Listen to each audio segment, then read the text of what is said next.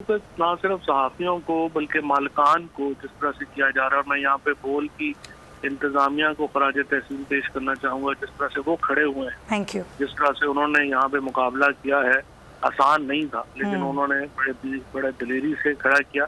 और इसमें बदकिस्मती ये है कि 1-2 मीडिया ग्रुप्स और उनके 4-5-6 जो सहाफ़ी इन्होंने कंसल्टेंट अपने रखे हैं, जिनमें कुछ नाम जो हैं वो आपको मालूम ही है, और ये आप लोग उनको एक्सपोज भी करते रहते हैं।